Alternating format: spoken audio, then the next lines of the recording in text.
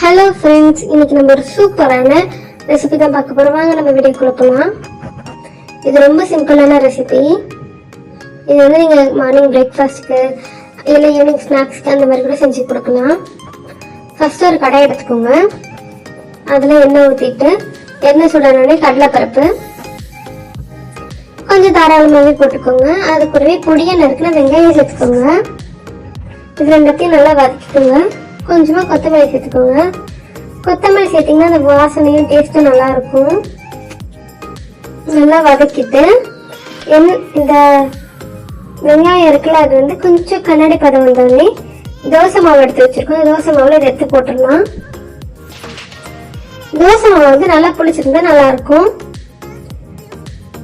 இப்போ இதை வந்து ஒரு பனியார பாத்திரத்துல எண்ணெய் ஊற்றி தோசை மாவு நம்ம போட போறோம். கொஞ்சம் கொஞ்சமா எடுத்து ஊற்றிக்கோங்க.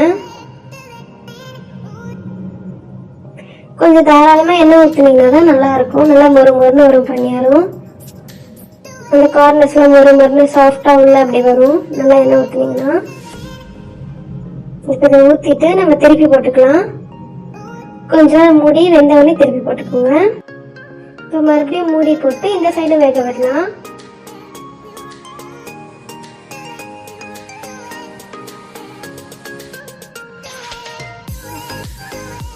இந்த சைடு ஒரு 5 நிமிஷம் ஆகும். இது அவ்வளோதான் ஃப்ரெண்ட்ஸ்.